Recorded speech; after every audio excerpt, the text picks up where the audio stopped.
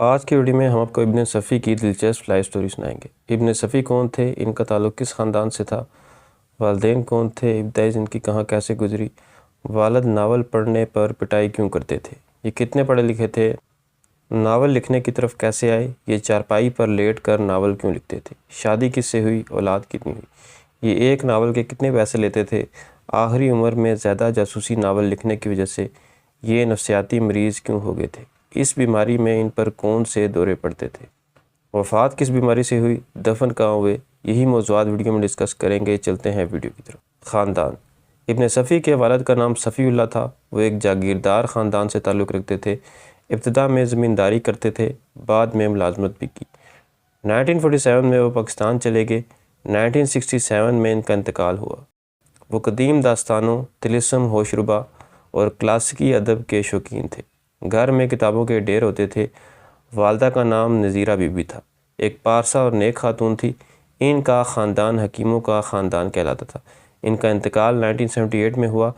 ابن صفی کا خاندان اصل میں قیاستہ برادری سے تعلق رکھتا تھا، جو کئی نسلوں پہلے اسلام قبول کر چکی تھی۔ ابتدائی زندگی۔ ابن صفی کی پیدائش 26 جولائی 1928 کو الہ آباد کے قریب ایک خوشحال جاگیردار گاؤں نارا میں ہوئی۔ اصل نام اسرار احمد رکھا گیا۔ ابن صفی بچپن سے ہی کتابوں کے شیدائی تھے۔ گھر میں والد کی وجہ سے بہت سی کتابیں تھیں، لیکن ابتدائی طور پر انہیں پڑھنے کی اجازت نہیں تھی۔ وہ چوری سے کتاب اٹھا کر چھت پر جا کر پڑھتے رہتے۔ ایک دن پکڑے گئے تو ڈانٹ پڑی، مگر دادی نے حمایت کی۔ میرا بیٹا ان لڑکوں سے بہتر ہے جو گلی میں گلی ڈنڈا کھیلتے ہیں۔ اس کے بعد روک ٹوک ختم ہو گئی۔ ابن صفی نے ابتدائی تعلیم نارا کے پرائمری اسکول میں حاصل کی۔ میٹرک کے بعد انٹرمیڈیٹ کرسچن کالج الہ آباد سے کیا۔ 1947 میں الہ آباد یونیورسٹی میں داخلہ لیا، مگر تقسیم ہند کے ہنگاموں کی وجہ سے تعلیم متاثر ہوئی۔ ایک سال ضائع ہوا۔ بالآخر جامعہ آگرہ سے BA کی ڈگری حاصل کی۔ بچپن میں ایک بھائی اسرار احمد اور بہن غفیرہ خاتون فوت ہو گئی۔ البتہ بڑی بہن خورشید اور چھوٹی بہن عذرا رحمان کے ساتھ گہرا رشتہ رہا۔ Practical life. 1949 سے 1952 تک ابن صفی نے ہندوستان میں اسکول ٹیچر کے طور پر کام کیا۔ پہلے اسلامیہ اسکول میں، پھر حسینی اسکول میں استاد کی حیثیت سے خدمات انجام دی۔ اسی دوران ان کی ادبی زندگی کا آغاز ہوا۔ اسی زمانے میں وہ ماہانہ نکہت سے بھی وابستہ رہے۔ اگست 1952 میں والدہ اور بہن کے ساتھ کراچی آئے۔ ہجرت کے بعد انہوں نے مکمل طور پر لکھنے کو پیشہ بنا لیا۔ کوئی سرکاری یا باقاعدہ نوکری نہیں کی۔ 1957 میں اسرار پبلیکیشن کے نام سے اپنا اشاعتی ادارہ قائم کیا۔ اس کے تحت جاسوسی دنیا اور عمران سیریز کے ناول شائع ہوتے تھے۔ ان کے فرزند احمد صفی نے ان کی ڈیلی روٹین یوں بتائی ہے: صبح آفس جاتے، جہاں اسرار پبلیکیشنز کا کام ہوتا تھا۔ وہاں لکھنے کا زیادہ موقع نہیں ملتا تھا کیونکہ ملاقاتی آتے رہتے تھے۔ رات کو جاگ کر لکھتے۔ کب سوتے تھے گھر والوں کو بھی اندازہ نہیں ہوتا تھا۔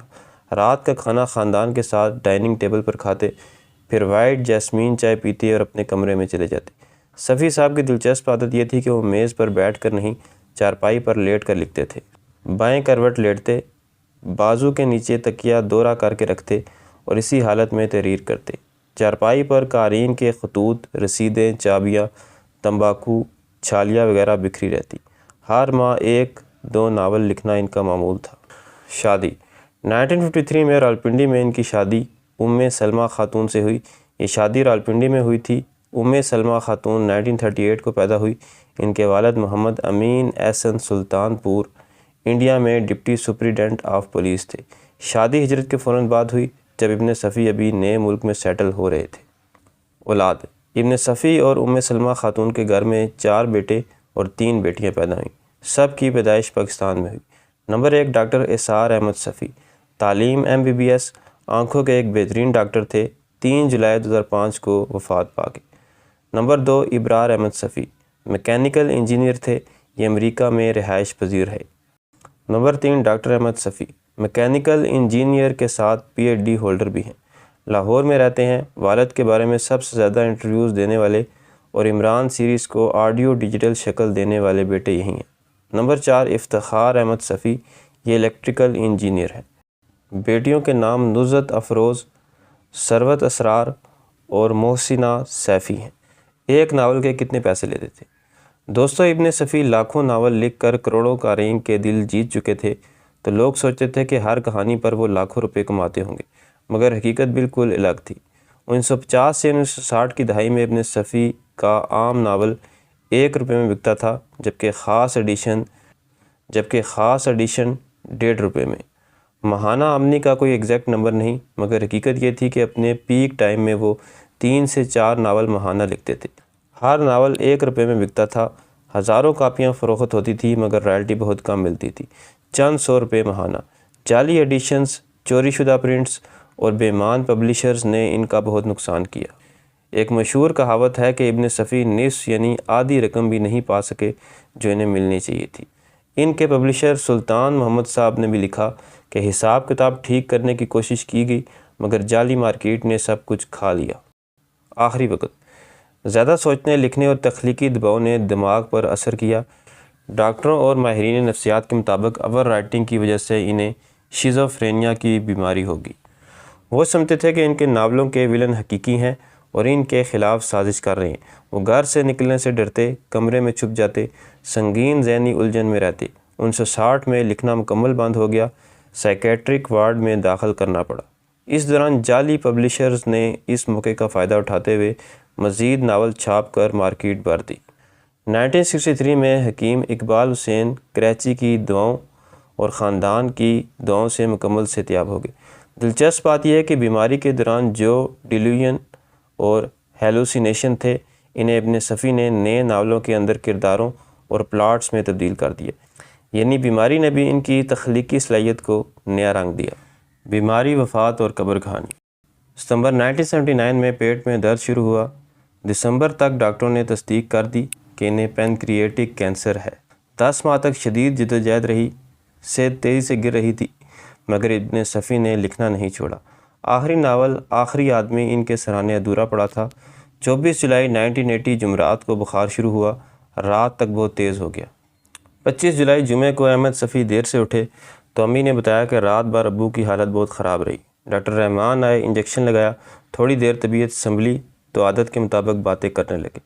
شام کو عیادت کے لیے لوگ آنے لگے، بخار کے باوجود سب سے ملے۔ رات 1:30 بجے 26 جولائی کی صبح ابو نے بیت الخلاء جانے کو کہا۔ سارا دن اتنی کمزوری تھی کہ ہاتھ نہ اٹھتا تھا، مگر خود اٹھ کر گئے۔ واپس آئے تو سانس بہت تیز تھی۔ بھائی ابرار صفی کو بلایا، پیٹھ سہلانے کو کہا، پھر دل دہلا دینے والے الفاظ: ناحق تم لوگوں کو آدھی رات کو تنگ کر رہا ہوں، میری وجہ سے تم سب کو بہت پریشانی ہوتی ہے۔